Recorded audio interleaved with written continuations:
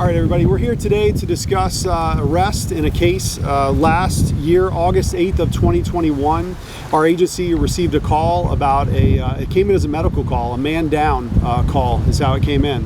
When our deputies arrived on scene off of 5th Street Southwest, they found 24-year-old Justin Bechtold with a gunshot wound to the head. And he was transported to the hospital where he passed away at the hospital. Basically, this is a case of a whodunit. You know, our folks, our detectives on scene at that moment had no leads. They had no information. It came in from a passerby that saw him laying in the driveway. They had no information. They started working on the case from that point, and they identified that Justin had contacts with Dukarai Thomas. Also, he's now 24 years old. That they had a relationship over marijuana, and that they had previous dealings related to marijuana. Immediately we began looking for Dukarai Thomas. We were able to recover his vehicle in the Gifford area. It was covered and hidden, and we were able to seize that, do a search warrant on it. We learned that he fled to the Tallahassee area. Shortly thereafter, September 15th, so just a little more than a month after the murder, our detectives were able to obtain a warrant for Dukarai for the misuse of a two-way communication device associated with this marijuana transaction. And so he was brought here to Indian River County. They attempted to speak with him. He would not speak with them. Our detectives did not give up. They continued to work on this case, and through surveillance, through talking to community members, through so many other ways, which we can't get into the specifics, they were able to ultimately, on April 19th, obtain a warrant for Dukarai Thomas for first-degree murder. We worked with our federal partners, we worked with the state attorney's office, and on April 20th in Tallahassee with our federal partners, Dukarai Thomas was taken into custody and charged with the murder of Justin Bechtold. His family is here today. We want to thank them for their patience. We want to thank all of our partners who assisted in this case. Behind me is Detective Timmer. He's the lead case agent, as well as Mr. and Mrs. Bechtold. And I believe they want to, Mr. Bechtold, I believe, is going to speak to you as well. Mr. Bechtold? I just wanted to thank the Indian River Sheriff's Department for all their hard work, especially Detective Timmer, and thank God for all the prayers answered. Thank you very much. Thank you, Mr. Bechtold. I just want to say that this is another senseless, tragic murder over marijuana. This is a situation where 24-year-old Justin Bechtold should still be with us for whatever reason, and we still don't have specifics on this as to why Dukarai decided to murder this man in his own driveway over a marijuana transaction. Just absolutely senseless tragedy. And so many times we hear people talk about marijuana as you know, a victimless crime, it should be legal, all these things. Here's another murder. You know, how many murders do we have to have in Indian River County over marijuana before people realize the deadly consequences of this? So with that, I'll open it to questions from the media. Was that Mr. Bechtold's property where he was shot? Yes, that was his home. Yeah, Justin's home. How long was he living there? Mr. Bechtold? About 2 years. He had been living there for about 2 years.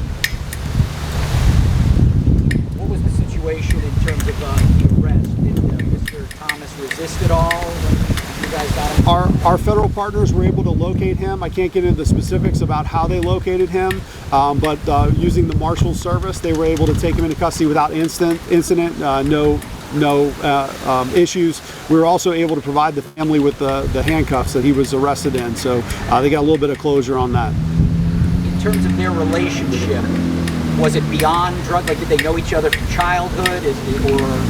It appears as though it was strictly a relationship over marijuana. Do you know how long they knew each other?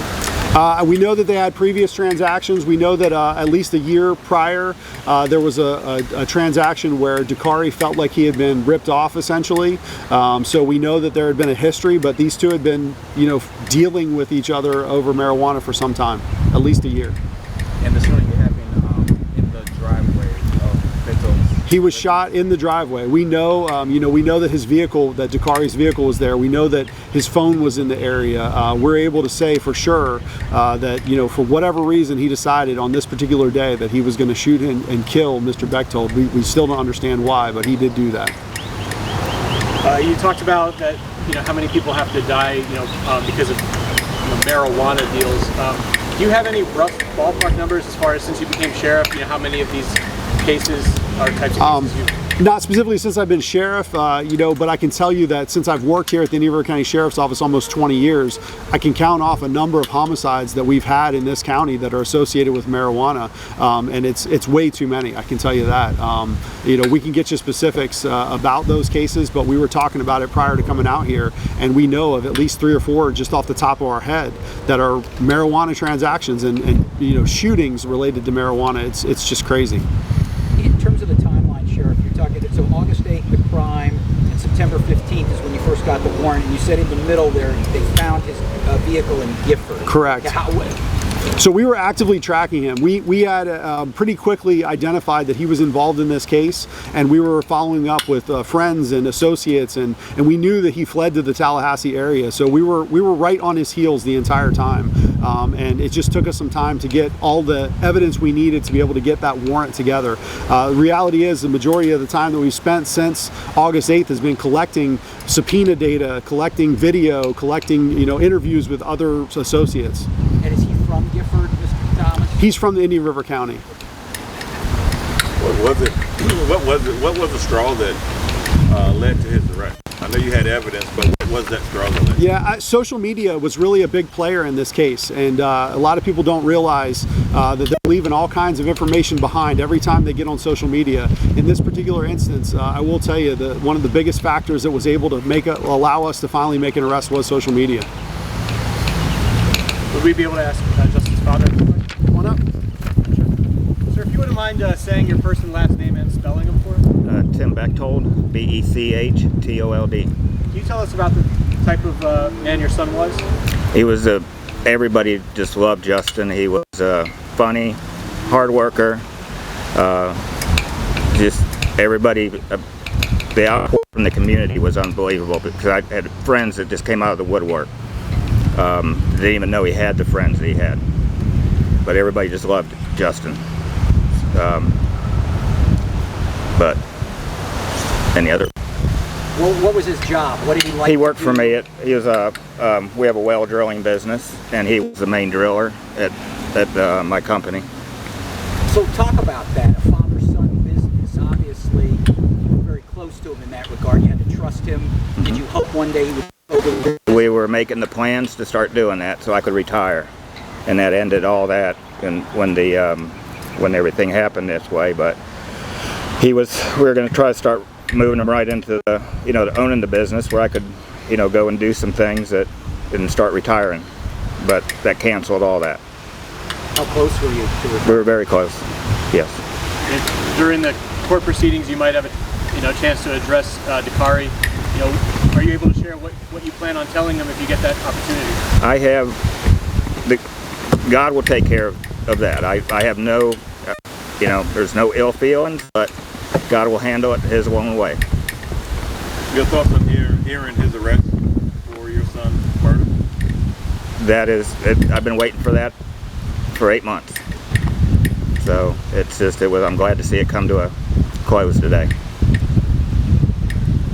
Anything else you just wish to share at this time? That's about it. Had you ever met Mr. Thomas, like in any of your... No, never met him, never seen him before. Last thing I want to say is, you know, our team did an incredible job on this case. You know, you hear about cold cases, you hear about these homicides that happen. Not for 1 second did we ever stop investigating this case since August 8th. Our entire team was involved in this. We don't give up on these cases. Just because the newspaper stops writing about it or just because it stops being on television doesn't mean it's over. And we have many cases just like this one that are in process. And I hope to be standing here talking to you about other homicide arrests in the very near future. Thank you, guys.